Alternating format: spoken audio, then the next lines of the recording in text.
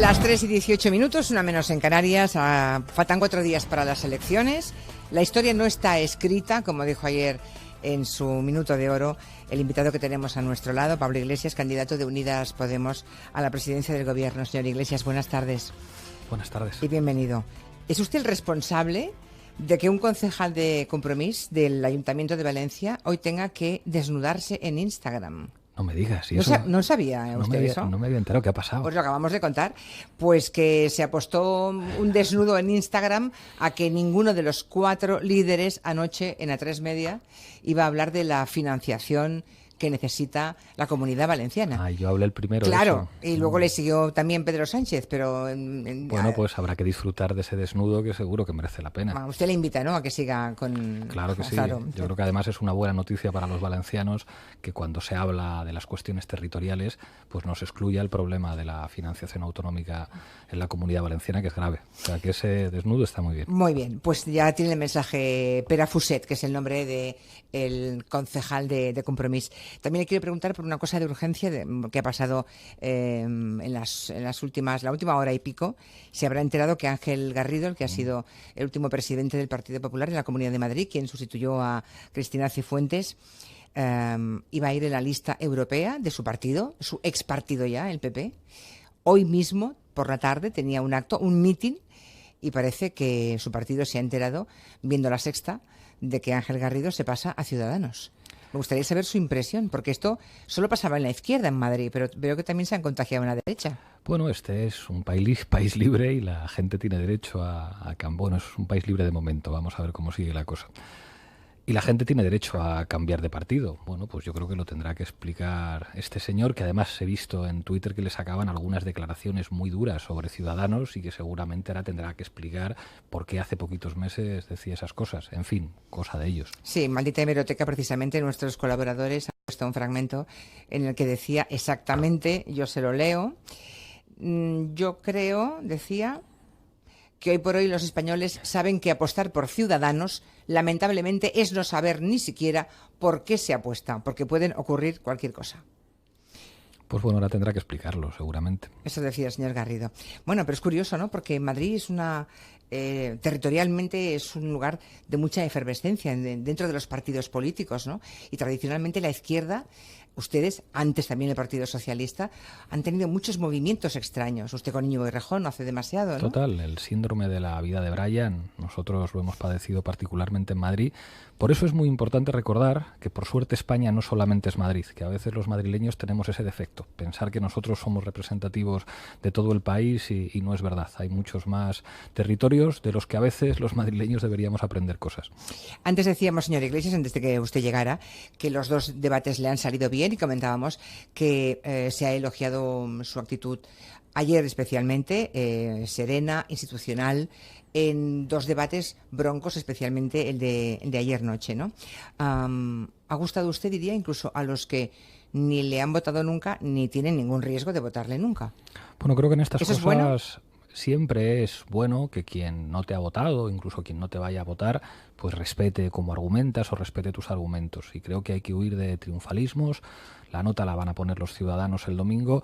Creo que nosotros acertamos al plantear, bueno, un debate de propuestas y al señalar que es una falta de respeto hacia la gente utilizar los insultos o sobreactuar. Yo creo que esta imagen de ayer de Pedro Sánchez y Albert Rivera, yo te traigo tu tesis, yo te traigo un libro de Abascal, creo que la gente que está en su casa no es idiota y creo que no le gustan ese tipo de sobreactuaciones y bueno, quiere ver a candidatos distintos, con ideas distintas, debatiendo con un mínimo de educación y creo que en ese sentido acertamos.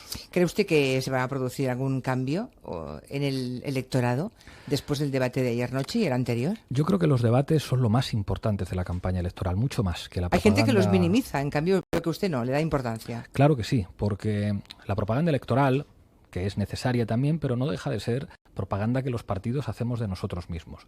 Y sin embargo, cuando vas a un debate, en particular si es un debate con periodistas que te hacen preguntas difíciles, que controlan los temas y que controlan el ritmo, bueno, pues te tienes que exponer a un escrutinio en el que la gente no ve propaganda, no ve lo que tú dices de ti mismo, sino que te ve confrontando ideas con otro. Y yo creo que eso hace que la gente esté mucho más informada para decidir su voto y que precisamente por eso no se puede volver a repetir lo que hemos visto. Yo creo que Pedro Sánchez se equivocó en primer lugar al despreciar a la pública. Yo creo que todos tenemos la obligación de ir a la televisión pública, y después se volvió a equivocar al decir, bueno, pues como este debate no me conviene, ahora sí que voy a la pública y póngalo este día que me conviene a mí para que no haya más debates. Creo que los debates hay que regularlos y que tienen que ser obligatorios, y ojalá en el futuro sea obligatorio ir a más de uno y a más de dos. La ley electoral habrá que reformarla, usted ya lo ha dicho clarísimamente. En esa misma silla me contestó lo mismo Pedro Sánchez, que hay que reformarla. También me dijo que acata la decisión de la Junta Electoral de no permitir la presencia de Vox en la tele, que la acata pero que no la comparte en absoluto. ¿Tampoco usted, señor Iglesias? Me parece un error. Yo creo que los debates tienen que responder a la realidad social, y aunque entiendo los argumentos que se han esgrimido, decían que se pudo hacer un debate, aunque no estábamos en el Congreso de los Diputados, Ciudadanos y nosotros, porque habíamos tenido más del 5% en unas elecciones europeas y en unas elecciones municipales, pero creo que los medios de comunicación, digamos, no pueden estar constreñidos por una legislación que nadie entiende. Igual que esta cosa de que no se puedan publicar encuestas en España y todos pues nos vamos a ver las encuestas que hacen periódicos de aquí que se van a Andorra o se van a otro sitio a hacerlas, o la estupidez de la jornada de reflexión, que yo creo que ya no se entiende. Hay que adaptarse a los nuevos tiempos. Con respecto a la ley electoral, bueno, nosotros propusimos en el Congreso de los Diputados una reforma muy concreta y el Partido Socialista no nos apoyó. Creo que España se merecería una reforma de la ley electoral para que tuviéramos un sistema más proporcional en relación a los deseos de la gente, para que los deseos y el voto de la gente tenga una expresión un poquito más proporcional. Observo, señor Iglesias, que usted, no sé, bueno, la entrevista desde que ha llegado ha empezado por decir los ciudadanos son libres, y luego ha hecho usted como una acotación, ha puesto coma y me ha dicho, bueno, de momento somos libres. De alguna forma ha insinuado usted que el riesgo de perder la libertad existe, ¿no? Pero es verdad que usted a Vox nunca le menta. Anoche en el debate no me pareció. En cambio, Pedro Sánchez sí lo hizo. Ayer sí lo dije en un momento determinado, a propósito del debate sobre la violencia machista y sobre los derechos de las mujeres, que creo que es una evidencia que Vox representa un retroceso a lo que han conseguido las mujeres en las últimas décadas en nuestro país. Y esto es una evidencia. Creo que Pedro Sánchez se equivoca al plantear como opción electoral el que viene el lobo y ante que venga el lobo, pues quedémonos como estamos. Yo creo que hay que ser más ambiciosos y plantear que el problema de la extrema derecha es un problema europeo, es un problema que también se da en países fuera de Europa, como en Brasil o incluso en los Estados Unidos, y que la base de sostenibilidad de los sistemas europeos eran los derechos civiles y los derechos sociales, y que por lo tanto podemos ofrecer algo más serio, un proyecto de país más serio que simplemente el cuidado que viene el lobo. Y ojalá nos podamos poner de acuerdo para construir un país donde se protejan los derechos y las libertades que por desgracia están en riesgo. ¿Tiene usted miedo de que Vox pueda tener más porcentaje de voto que Unidas Podemos? Hay alguna encuesta que ya sabe que lo da. Creo que hay que esperar a que los ciudadanos voten. Creo que estos dos debates han sido muy importantes y creo que no tiene mucho sentido hacer quinielas. Dejemos que la gente vote libremente y después, cuando tengamos el resultado del partido, hacemos los análisis. Yo pienso que vamos a dar una sorpresa. ¿Eso quiere decir que estarán por encima del 14%? Creo que vamos a tener un resultado muy no se atreve bueno a dar un que porcentaje. Va a sorprender. Creo que no tiene sentido que a un jugador, a una jugadora de fútbol le pregunten antes del partido cómo van a quedar. Es como vamos a jugar el partido y después vemos. La competencia de Rivera y Pablo Casado beneficia a la izquierda, señor Iglesias. Bueno, yo creo que... ¿Le parece a usted unas primarias descarnadas en directo entre candidatos de la derecha? Creo que ha cambiado el sistema de partidos en España y que eso va a hacer que cambie nuestro sistema político y que en España haya gobiernos de coalición a nivel estatal, que era algo que nunca ha existido en nuestra tradición democrática. Tenemos al menos 5 formaciones políticas que parece que pueden tener resultados muy importantes y que van a tener que buscar acuerdos. Yo creo que hay básicamente 3 posibilidades. Un acuerdo de las 3 derechas como en Andalucía, un acuerdo nuestro con el Partido Socialista, que a nosotros nos parecería lo más sensato, en proporción al resultado que tenga cada uno, y luego hay una opción que es por la que le pregunté a Pedro Sánchez y que no quiso contestar, y es si él descarta un acuerdo con Ciudadanos, que escuchando lo que dicen parecería evidente, pero no lo quiere descartar. Yo sospecho que si les dieran los números habría muchas presiones de los poderes económicos para que ese acuerdo se diera, y creo que eso lanza un mensaje muy claro para los electores progresistas, que creo que saben que la única garantía de que haya un gobierno de izquierdas es que nosotros estemos en él.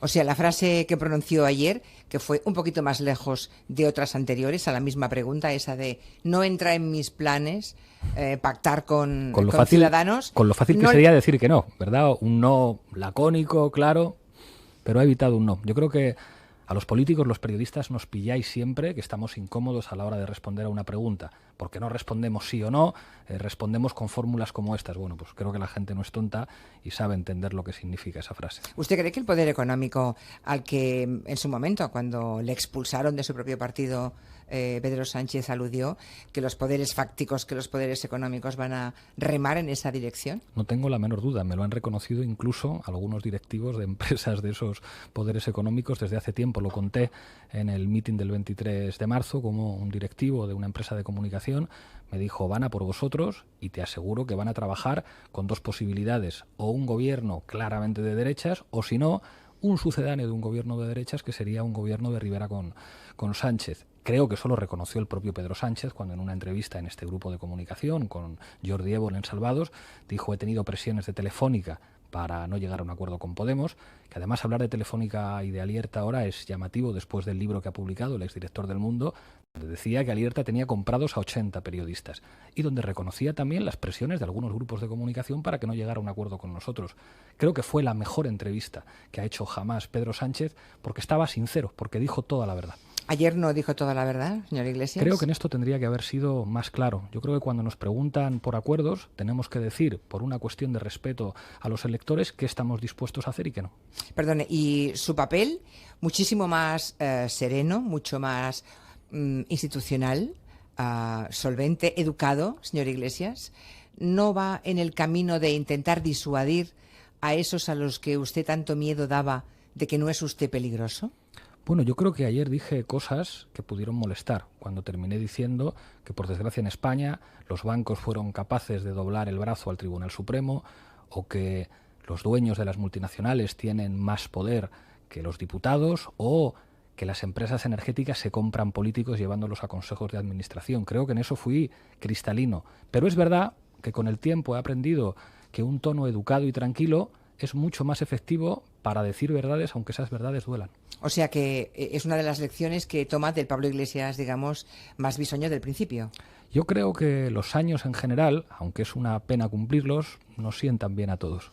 ¿Y cree usted que puede deshacer esos recelos que sigue usted despertando en determinados sectores sociales?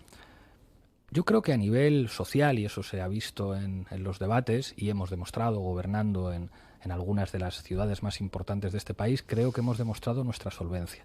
El problema que hay en este país es otro, y es una estructura de privilegios que es necesario desmontar. Ayer traté de explicar que el problema de la corrupción no es como el de los delitos comunes. La corrupción es una forma de gobierno, con dispositivos legales, como los consejos de administración, o dispositivos ilegales, como veíamos en la financiación del PP, pero en realidad es lo mismo. Es gente que tiene mucho dinero, que compra a los partidos para que después les den concesiones administrativas o les favorezcan. Eso hay que desmontarlo, y para desmontar eso hay que tocar algunos privilegios. Es lógico que esa minoría de privilegiados se defienda. Yo lo explicaba en algunos mítines. Digamos, las grandes empresas energéticas en España tienen conciencia de clase, saben que necesitan representantes políticos y se los compran llevándolos a consejos de administración. Bueno, pues hace falta un gobierno que diga: mire, nosotros representamos a la mayoría de los españoles y claro que vamos a negociar con ustedes, pero sabiendo a quién representamos. Anoche pasó una cosa muy curiosa, y es que cuando salió el tema de las cloacas, es decir, ese grupo presuntamente de policías corruptos que han trabajado con dinero público para minar la reputación de Podemos o para borrar huellas de la corrupción del Partido Popular, ¿no? Entrando en casa de Bárcenas, etcétera, etcétera. Fue el único momento en que, cuando usted lanzó el tema, ni Albert Rivera ni Pedro Sánchez, que estaban interrumpiéndose, querían empezar primero. ¿Usted sigue teniendo sospechas, señor Iglesias, de que las cloacas siguen funcionando? Hay una frase que ya ha repetido varias veces Pedro Sánchez, eso de que las cloacas del Estado se fueron por el desagüe de la moción de censura, pero tengo la sensación de que usted no se lo cree. Bueno, a los hechos me remito. El señor Pozas, que llegó a ser el número 2 hasta hace nada de la Moncloa en comunicación, está imputado, y según publicó la cadena SER, por haber entregado a Villarejo los datos del móvil personal de una dirigente de Podemos. Eso es gravísimo, que alguien así pueda llegar a ser el número 2 de Moncloa. Fuentes Gago, uno de los policías que trabajaba con Villarejo, ha quedado acreditado que mintió en una comisión parlamentaria y sigue trabajando en la Secretaría General de la Policía aspirando a comisario.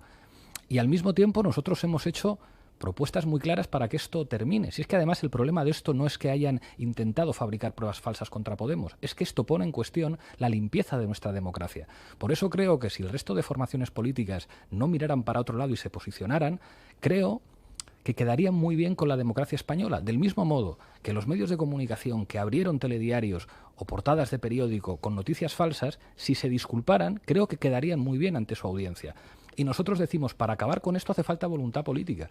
Cumplir la Constitución española, que prevé la posibilidad de que haya una policía judicial, y nosotros proponemos una unidad con policías, guardias civiles y policías autonómicas, que no dependa del Ministerio del Interior, que dependa exclusivamente de jueces y fiscales para investigar la corrupción institucional, como ocurrió en Italia con Tangentopoli. Así se podría acabar con las cloacas. Pero mientras tanto, no seamos ingenuos. Sigue habiendo policías corruptos y, sobre todo, sigue habiendo poderes económicos que utilizan a esos policías corruptos. A nadie se le puede olvidar que el BBVA contrató los servicios del señor Villarejo para espiar. Eso no se puede consentir en una democracia.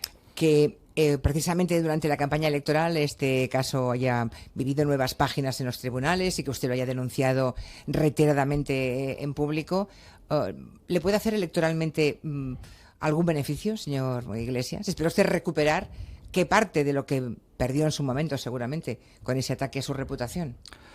Bueno, creo que fue gravísimo que en este país se convenciera a la mitad de los españoles, y eso lo decían algunas encuestas, de que nosotros nos habíamos financiado ilegalmente igual que el Partido Popular. Eso es muy grave, cuando ha quedado acreditado que eran pruebas falsas fabricadas ex profeso para evitar que nosotros tuviéramos un buen resultado electoral y que gobernáramos. Sin embargo, la palabra Venezuela sigue saliendo en los debates, ¿eh? Sí, lo que pasa es que ya mucho menos. Ayer, sí, efectivamente, yo creo que eso podemos comprobarlo todos. Ayer Casado la pronunció 2 veces y creo que con escaso efecto, porque creo que se les cae la cara de vergüenza. O sea, después de lo que se ha sabido, de lo que han hecho, digamos, equipos de medios de comunicación, policías corruptos, el Ministerio del Interior, para fabricar pruebas falsas contra una formación política, creo que algunos sienten cierta vergüenza de decir algunas cosas. Y yo creo que lo fundamental en democracia es que la gente vote con toda la información para poder votar libremente, y creo que eso se va a notar. Juego limpio, digamos. Bien, la aparición de Podemos en su momento se entendió como un regalo para Rajoy y para el Partido Popular, porque se dividía el voto de los partidos de izquierda, ¿no? ¿Qué piensa Pablo Iglesias cuando oye ahora análisis diciendo que Vox también es un regalo para la izquierda, para usted y para el Partido Socialista, porque provoca esa división en la derecha? Quien diga eso es enormemente irresponsable, y que nadie olvide la torpeza de François Mitterrand cuando decía que el surgimiento del Frente Nacional les iba a venir estupendamente porque iba a dividir el voto de la derecha golista. El Frente Nacional es una fuerza política fundamental en Francia y una desgracia para Europa y para todos los demócratas. Creo que Vox es básicamente una escisión del Partido Popular, pero ojo, una escisión que representa ese inconsciente de una derecha española que pensaba determinadas cosas pero no se atrevía a decirlas porque había un superyo que le decía esto es impresentable. Y ahora lo dicen abiertamente. Dicen barbaridades sobre los derechos de las mujeres o sobre los derechos sociales. Creo que eso es una mala noticia para España y creo que sería muy irresponsable por parte de cualquier dirigente de izquierdas decir qué bien me viene que se divida el voto de la derecha. Mucho ojo que cuando llega a la extrema derecha suele llegar para quedarse. ¿Y pondría usted la mano en el fuego por todos los dirigentes de la izquierda que no están pensando eso? ¿Qué bien que viene Vox que va a dividirles? Pues serían unos irresponsables si lo hacen. Los hay, señor Iglesias, pues me temo. Son unos irresponsables. ¿Usted diría que hay trasvase de votos entre bloques? Porque parece que tal cosa ya deja de producirse. Durante un tiempo, los que tenemos cierta memoria, pues sabíamos que había, en la época del bipartidismo, por descontado, pues que había 1,5 millones de personas, 2 millones de españoles, que eran los que inclinaban la balanza de un lado o de otro. Fíjese. Ahora parece que hay una especie de foso de cocodrilos que no atraviesa el electorado de un lado a otro. Yo tengo mis dudas sobre eso. Es verdad que hay mucha gente de izquierdas, hay mucha gente de derechas, pero yo que he tenido una experiencia personal muy dura y he necesitado la sanidad pública, cuando tienes que ir a un hospital no te preguntan si eres independentista, si eres de Vox, si eres del PP o si eres de Podemos. Y creo que aquí nos estamos jugando cosas que van más allá de la identidad de cada uno y que tienen que ver con los servicios públicos y que tienen que ver pues, con tener una sanidad pública de calidad y con los profesionales bien pagados o una educación pública de calidad. Y creo que esos elementos son muy transversales, que no solamente las geografías izquierda-derecha sirven para definir el comportamiento electoral de la gente. Que la gente Si va a votar pensando en la sanidad pública, creo que va a optar por las opciones que defendemos la sanidad pública. Quien a lo mejor vaya a votar pensando en la bandera que le emociona más, pues a lo mejor optará por otro tipo de opciones. Veremos a ver cuál es la organización de las prioridades de la gente a la hora de votar y a lo mejor hay alguna sorpresa. ¿Usted diría que el votante siempre tiene razón? ¿El pueblo siempre tiene razón? No es un problema de tener razón, es un problema de aceptación de las reglas del juego. No siempre en un partido de fútbol gana el equipo que ha merecido ganar, pero uno tiene que aceptar el resultado del partido. La política no siempre es justa. Hablaba hace un momento de la identidad. ¿Cuántos pelos en la gatera se ha dejado Podemos o Unidas Podemos en el tema catalán? Creo que en esto hemos sido muy valientes, sabiendo que nuestra posición... A lo mejor muy kamikazes también.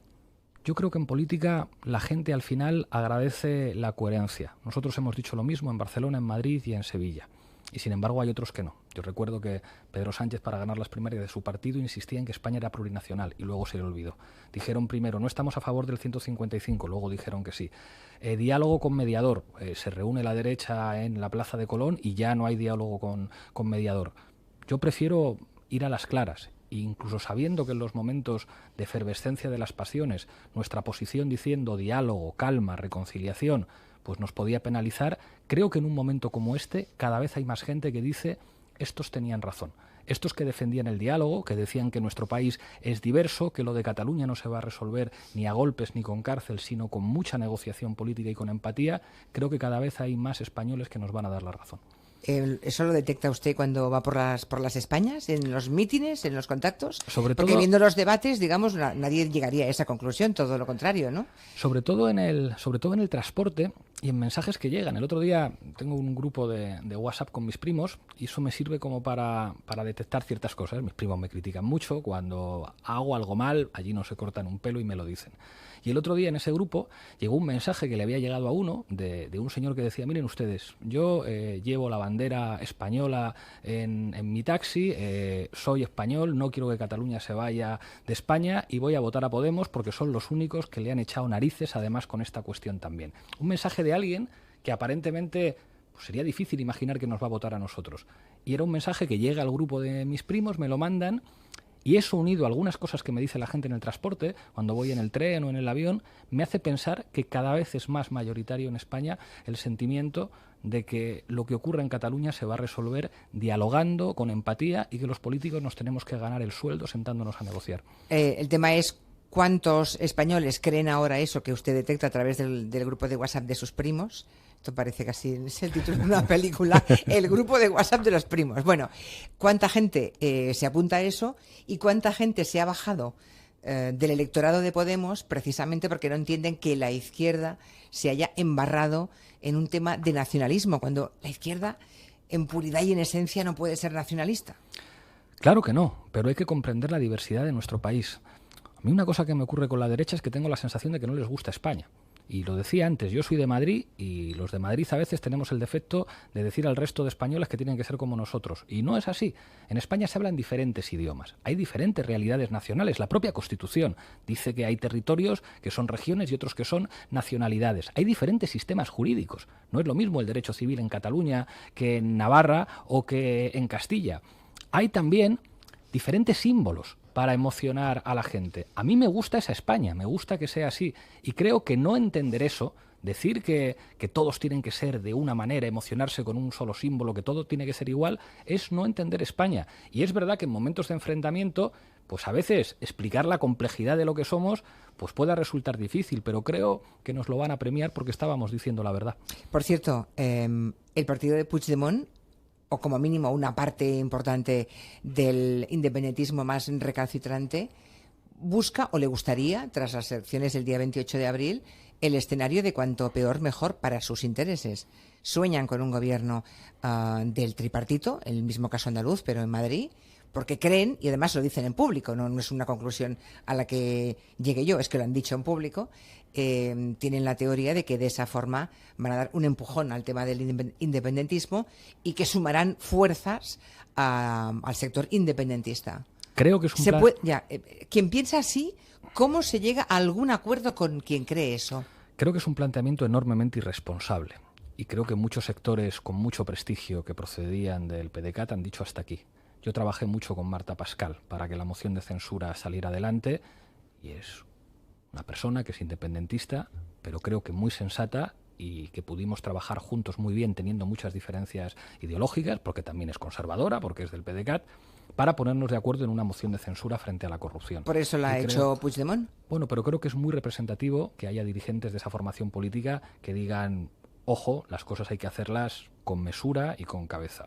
Creo que incluso en Esquerra Republicana de Cataluña hay sectores, quizá los menos ruidosos, los que no provocan titulares con frases grandilocuentes. O sea, no rufián, digamos. No voy a mencionar nombres propios porque no quiero entrar en polémicas con nadie, pero creo que todos sabemos de lo que estamos hablando. Hay sectores más sensatos que dicen, a lo mejor nos equivocamos con el unilateralismo y a lo mejor hay que sentarse con los que piensan diferente y hablar.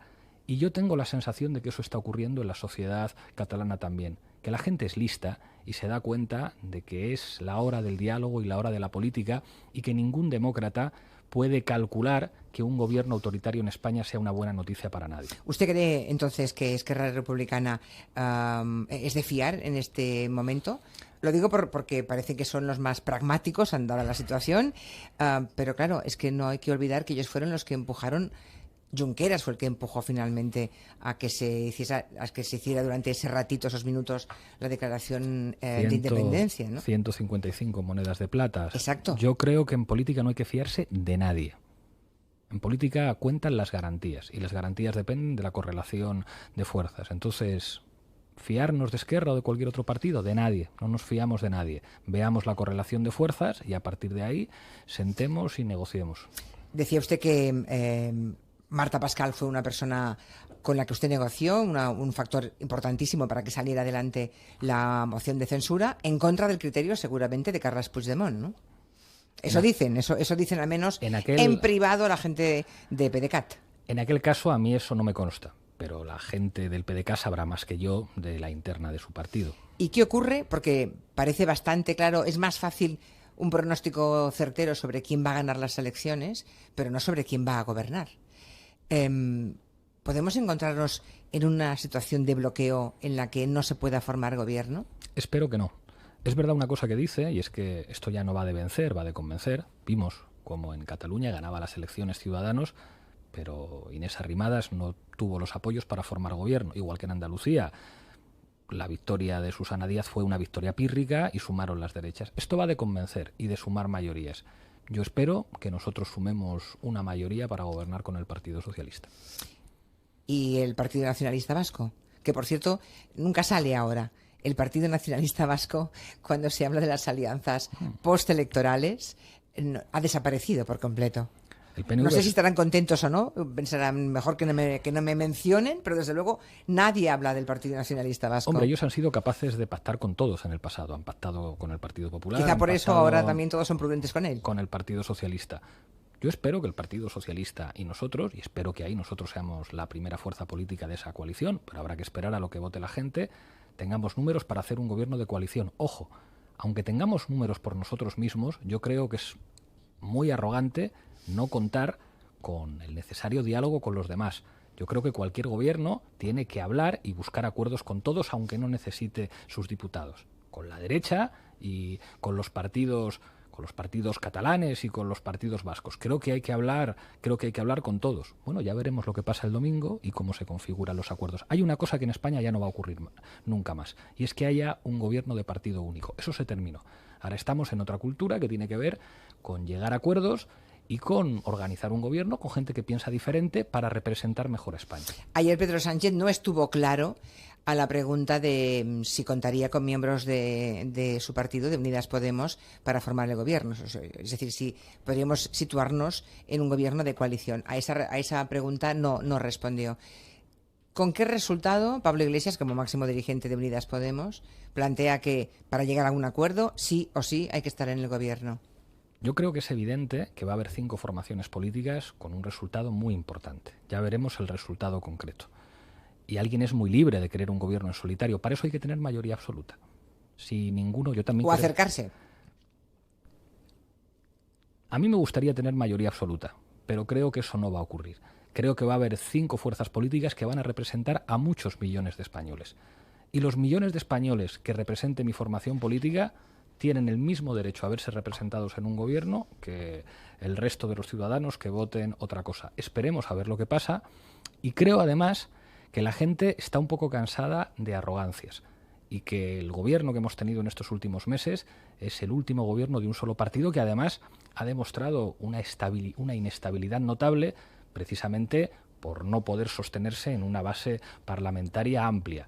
Yo creo que estamos en una nueva época, que va a ser una época de gobiernos de coalición, digamos, con la representación proporcional que a cada uno le corresponda en función de los votos. El último gobierno de un solo partido. Ese es el titular que creo más claro, señor Iglesias. O sea, que usted descarta por completo dejar gobernar al Partido Socialista. Hombre, yo creo que el Partido Socialista tampoco nos dejaría gobernar a nosotros solos. Y creo que además eso sería razonable. Yo creo que cuando no hay mayorías absolutas, cuando la gente tiene diferentes opciones de voto, hay que representar eso en un gobierno. No es una novedad. En la Comunidad Valenciana, el acuerdo del Botánic ha servido para que 3 fuerzas políticas se pongan de acuerdo para gobernar. Nosotros hemos gobernado con el Partido Socialista en Castilla-La Mancha. Y hay otros territorios de nuestro país con gobiernos de coalición, algunos de derechas, como es el caso de Andalucía. Esto no es por la imposición de nadie, esto es porque los ciudadanos votan diferente. Antaño la mayoría de los españoles en unas elecciones generales optaban básicamente por 2 partidos. Eso ya ha cambiado. Hay 5 fuerzas políticas de ámbito estatal y luego hay otras fuerzas con una representación parlamentaria importante también. No pasa nada porque en España, al igual que en otros países europeos, haya gobiernos de coalición y las fuerzas políticas nos pongamos de acuerdo para representar a la gente. Lo que uno no puede pretender es decir, no, es que yo solo puedo hacerlo. No, pues para eso tendría que tener usted mayoría absoluta. Y creo que ninguno la vamos a tener. ¿Y si se depende del voto de Esquerra Republicana o de Junts per Catalunya, señor Iglesias? Se van a complicar las cosas para ustedes, ¿no? Esperemos a ver los resultados. Yo creo que no hay que adelantar acontecimientos. A mí me gustaría, y soy muy claro en mis deseos, que nosotros fuéramos la primera fuerza política en un gobierno de coalición con el Partido Socialista. ¿Se da cuenta que eso no lo decía usted hasta hace una semana? No lo decía usted eso. ¿Que nos gustaría? No, que les gustaría, sí, claro. Pero quiero decir que la idea de, salimos a ganar, la ha recuperado usted en los últimos días. Desde el 23, cada vez que me lo han preguntado, lo he dicho. Y creo que vamos a dar la sorpresa. Y yo es verdad, le he escuchado como en un papel mucho más subalterno del que hoy tiene, señor Iglesias. Bueno, quizás es porque las sensaciones de campaña nos dicen que la sorpresa está cerca. Pero veremos. Hay que ser modesto y no hay que echar las campanas al vuelo. Ayer creo que lo comenté en el debate. Quien entra en la curia papa sale cardenal. Al final decidirán las ciudadanas y los ciudadanos. Yo preferiría que nos pusiéramos de acuerdo con el Partido Socialista. Y aún así, aunque no fueran necesarios los votos de otras formaciones, yo les tendería la mano para llegar a acuerdos. Pero creo que es fútil, digamos, hacer quinielas y sacar el pactómetro antes de que tengamos unos resultados. Cuando haya resultados, nos ponemos a trabajar. Muy bien. Supongo que se sintió usted incómodo cuando en el primer debate les colocaron tras los atriles y vio usted a una mujer de la limpieza pasando la mopa. Mucho. En ese mismo momento usted ya se dio cuenta, señor Iglesias, de lo que estaba viendo el país y lo que estábamos viendo las mujeres, que nos recordó tanto a lo ocurrido cuando se consagró Basílica, la Sagrada Familia, cuando 4 monjas de la limpieza. Totalmente. Y lo más hermoso de este país es que esa imagen indignó desde el minuto 1. Si eso hubiera ocurrido hace 15 o hace 20 años, a lo mejor hubiera pasado desapercibido. Hoy esa imagen no aguanta 2 minutos en las redes sociales sin que eso genere escándalo, y eso habla bien de nuestro país. Y ayer tuve la oportunidad de decir algo que me repreguntaron. Nosotros decimos que para determinados trabajos la jubilación anticipada a los 61 años es muy razonable, en especial en algunos trabajos muy difíciles que tienen que hacer mujeres como las camareras de piso. Y recordar la dignidad de todas las trabajadoras que se merecen que haya una legislación laboral que les proteja. A los 61 años, en este caso la jubilación, ¿ve usted? En el caso de las camareras de piso, claro que sí, porque arrastran enfermedades profesionales muy graves. ¿Le ha dicho algún asesor que sonría poco, señor Iglesias? Es que le veo muy serio siempre, ¿eh? Ay, pues trataré. Y fíjate, y es raro. Siempre muy serio. Es raro con usted, Julia. Están todos muy serios siempre. Que yo esté serio. Les veo a todos como muy circunspectos, ahí, muy apretados, muy... Tomo nota. Vale. A ver qué le dicen sus primos en el WhatsApp. A ver qué me dicen, que son implacables. Suerte, señor Iglesias. Le dejo porque hace un cuarto de hora que desde el otro lado del cristal me están lanzando cosas ya para que acabe. Un Gracias, placer, Julia. gracias. Hasta pronto. Hasta pronto.